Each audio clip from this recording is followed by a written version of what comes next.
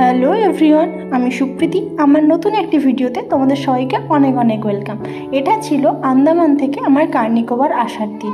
সেই দিন সকালে পৌঁছেই বিকেলে অভিকে নিয়ে বেরিয়ে গেছিলাম একটু ঘুরতে। আর একটা বিচের কাছে গিয়ে ওখানে দিকে একটা পার্কও ছিল, তাই অভিকে নিয়ে একটু খেলা করছিলাম। দেখতে দেখতে অভি অনেক বড়ও হয়ে গেল, একা একা সব কাজ নির্দ্বিধায় করতেও পারছে। দেখে বাবা মা হিসেবে আমাদেরও খুব ভালো লাগছে। আর এই যে অভিকে নিয়ে একটু দোল খেয়ে নিলাম।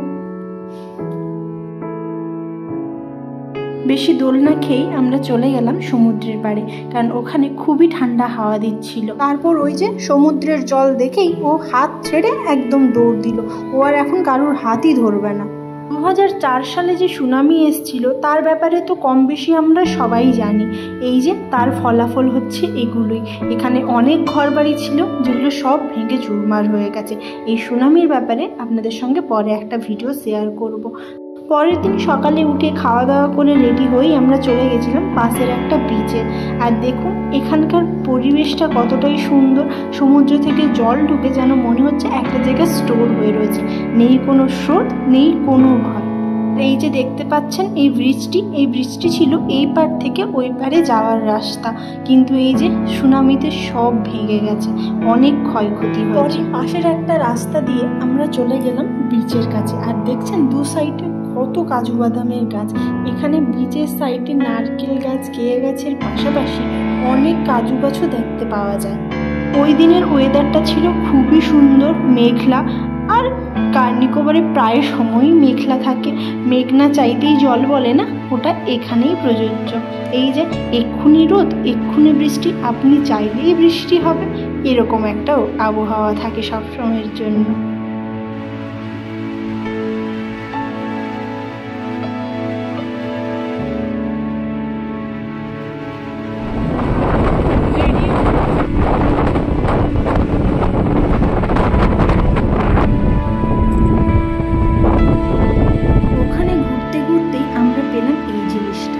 জিনিসটা কি আপনারা কি চিনতে পারছেন, বুঝতে পারছেন এটা কি?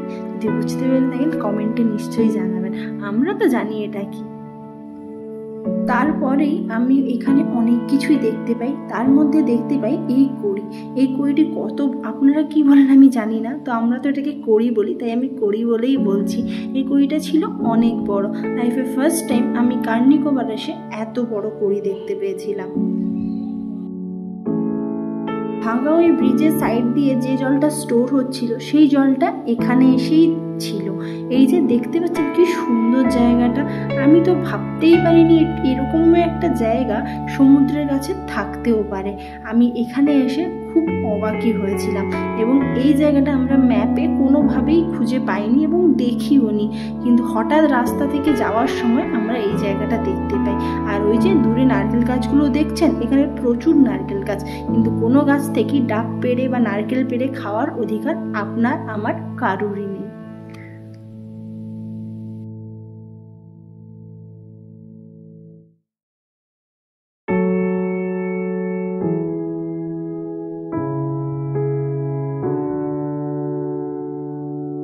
তারপরে বললাম না মেঘ না চাইতেই জল। এই যে হঠাৎ বৃষ্টিও শুরু হয়ে গেছে, তাই বৃষ্টির মধ্যে আর কি করব, এই পরিবেশটা আমরা উপভোগ করছিলাম।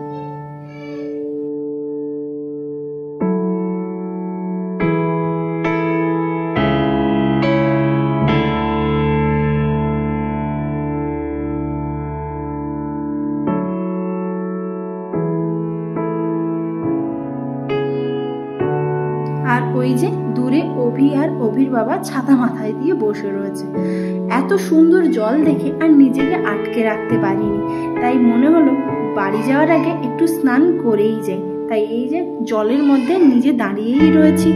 আর অভি আর অভির বাবাকে নিচে ডাকছিলাম যে তোমরাও একটু